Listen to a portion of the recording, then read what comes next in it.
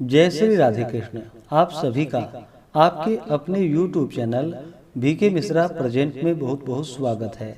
आइए आज आप सब सुनेंगे द्वादशी पारण के दिन तुलसी माता की कथा।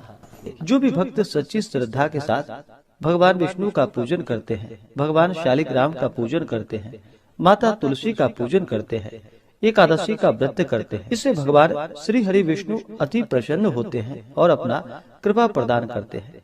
एकादशी का व्रत जो कि सभी प्रकार के पापों को नष्ट करने वाली है और व्यक्ति के जब पाप और ताप नष्ट होते हैं तो उनके पुण्यों का उदय हो पाता है और सभी प्रकार के फिर सांसारिक सुखों की प्राप्ति होती है। हिंदू धर्म में तुलसी का बड़ा ही विशेष महत्व माना गया है। माता तुलसी जो कि अपने भक्तों के सभी प्रकार के पापों को नष्ट करने वाली है और भगवान विष्णु को जो कि तुलसी दल अति प्रिय होता है। बिना तुलसी दल के भगवान विष्णु उस पूजन को स्वीकार नहीं करते हैं और जहाँ पर भी तुलसी का वृक्ष होता है वहाँ पर यम के दूत भी असमय नहीं आते जाते। इसलिए चाहिए कि माता तुलसी का पूजन करे और तुलसी वृक्ष के नीचे जो कि दीपक जलाने चाहिए। इससे माता तुलसी अपना कृपा प्रदान करती है। माता तुलसी का विवाह जो कि भगवान शालिग्राम के साथ विधि विधान के साथ कार्तिक के महीने में किया जाता है और प्रत्येक दिन भगवान विष्णु का पूजन करना चाहिए। भगवान विष्णु के पूजन के साथ साथ माता तुलसी का पूजन करते हुए कथा भी श्रवण करना चाहिए।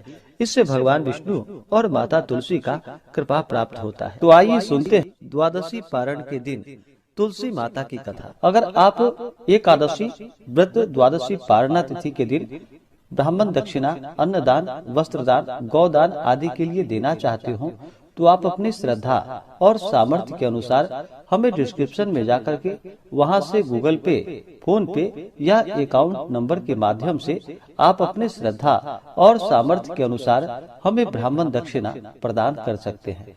तो बोलिए प्रेम से माता तुलसी की जय, भगवान श्री हरि विष्णु की जय, माता लक्ष्मी की जय, भगवान शालिग्राम की जय, एकादशी माता की जय, सर्व देवी देवता की जय। तुलसी से जुड़ी हुई एक कथा जो कि बड़ी ही प्रचलित है। श्रीमद् देवी भागवत पुराण में इनके दिव्य अवतरण की दिव्य लीला कथा भी बताई गई है। एक बार भगवान शिव ने अपने तेज को समुद्र में फेंक दिया। उससे एक महातेजस्वी बालक ने जन्म लिया। यह बालक जो कि आगे चलकर जालंधर के नाम से पराक्रमी दैत्य राजा बना। इसकी राजधानी का नाम जो कि जालंधर नगरी पड़ा। दैत्यराज काल नेमी की कन्या वृंदा का विवाह जालंधर से हुआ। जालंधर जो कि महाराक्षस था, अपनी सत्ता के मद में चूर होकर उसने माता लक्ष्मी को पाने की कामना से युद्ध किया, परंतु समुद्र से ही उत्पन्न होने के कारण माता लक्ष्मी ने उसे अपने भाई के रूप में स्वीकार किया। वहां से फिर पराजित होकर वह माता पार्वती को पाने की लालसा से कैलाश पर्वत पर पहुंच गया। भगवान देवादिदेव शिव का ही रूप धारण कर माता पार्वती के समीप गया, परंतु माता ने अपने योग बल से उसे तुरंत ही पहचान लिया तथा वहां से अंतर ध्यान हो गई। देवी पार्वती ने क्रुद्ध होकर सारा वृतांत भगवान विष्णु को सुनाया। जालंधर की पत्नी वृंदा अत्यंत ही पतिव्रता स्त्री थी। उसी के पतिव्रत धर्म की शक्ति से जालंधर ना तो मारा जाता था और ना ही पराजित होता था। इसलिए जालंधर का नाश करने के लिए वृंदा के पतिव्रत धर्म को भंग करना बहुत ही जरूरी था। इसी कारण भगवान विष्णु ऋषि का वेश धारण कर वन में पहुँचे। वहाँ वृंदा अकेली ही भ्रमण कर रही थी, वहाँ पर घूम रही थी। भगवान के साथ दो मायावी राक्षस भी थे, जिन्हें देखकर वृंदा भयभीत हो गई। ऋषि ने वृंदा के सामने पल में दोनों को भस्म कर दिया। उनकी शक्ति को देखकर वृंदा ने कैलाश पर्वत पर महादेव के साथ युद्ध कर रहे अपने पति जालंधर के बारे में पूछा। ऋषि ने अपने माया जाल से दो वानर को प्रकट किए। एक वानर के हाथ में जालंधर का सिर था तथा दूसरे के हाथ में धड़ था। अपने पति की यह दशा को देखकर वृंदा मूर्छित होकर वहीं पर गिर पड़ी। होश में आने पर उन्होंने ऋषि रूपी भगवान से विनती की कि वह उसके पति को जीवित करे। भगवान ने अपनी माया से पुनः जालंधर का सिर धड़ से जोड़ दिया, परंतु स्वयं भी वह उसी शरीर में प्रवेश कर गए। वृंदा को इस छल का जरा भी पता न चल पाया। जालंधर बने भगवान के साथ वृंदा पतिव्रता सा व्यवहार करने लगी, जिससे उसका सतीत्व भंग हो गया। ऐसा होते ही वृंदा का पति जालंधर, जो कि भगवान शिव से युद्ध कर रहा था, वह युद्ध में हार गया और मारा गया।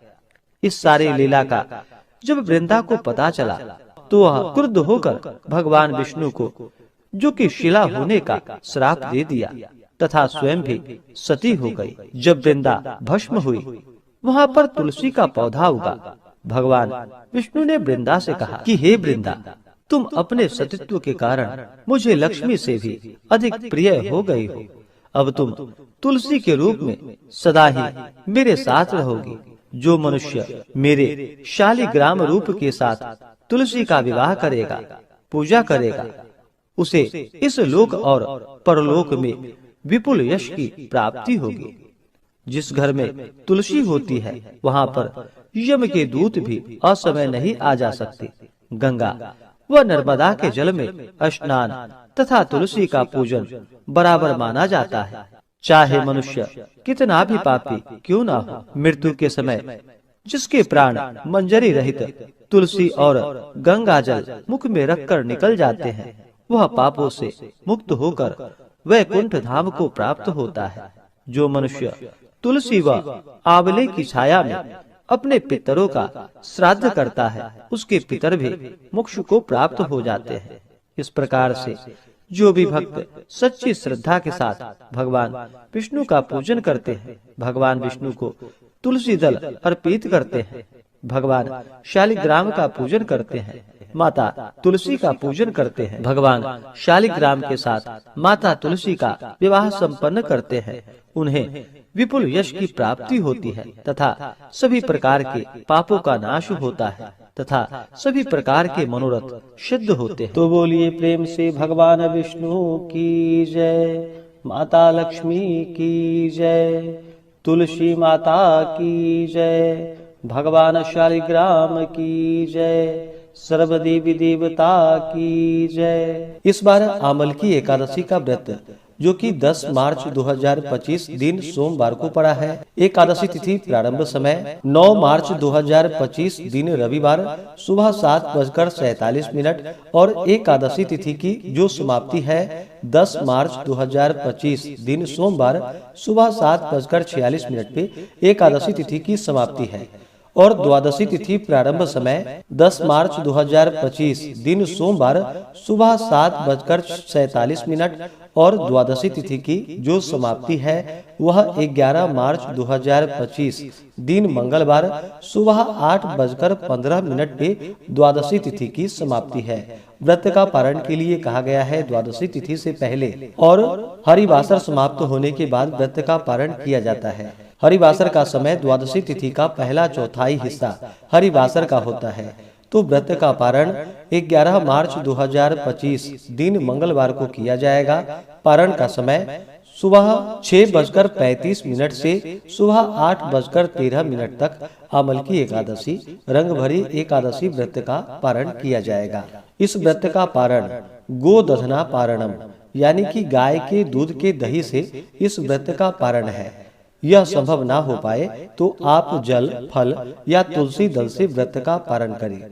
पारण के लिए चाहिए कि द्वादशी की सुबह उठ करके स्नान करके शुद्ध वस्त्र धारण करके भगवान का पूजन कर ले और फिर भगवान का गंध पुष्प धूप दीप आदि से पूजन करके नैवेद्य आदि का भोग लगाए, भगवान की आरती कर ले। इसके बाद फिर ब्राह्मणों को भोजन करवाए, ब्राह्मणों को दान और दक्षिणा दे और फिर समय के अनुसार व्रत का पारण करे। इस व्रत का पारण गोदधना पारणम, गाय के दूध के दही से पारण है।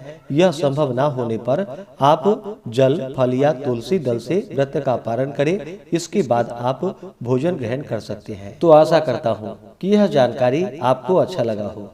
इसी प्रकार से ज्ञानवर्धक जानकारियाँ प्राप्त करते रहने के लिए, व्रत पूजा के बारे में जानने के लिए, कथा को सुनने के लिए चैनल पे अगर आप पहली बार आए हैं तो चैनल को लाल बटन दबा करके सब्सक्राइब करें। साथ में बेल आइकन घंटी को दबाएं ताकि आने वाली वीडियो का नोटिफिकेशन आपको समय से मिलता रहे। वीडियो को लाइक करें, शेयर करें। सुखी रहें और स्वस्थ रहें। जय श्री राधे कृष्ण। धन्यवाद।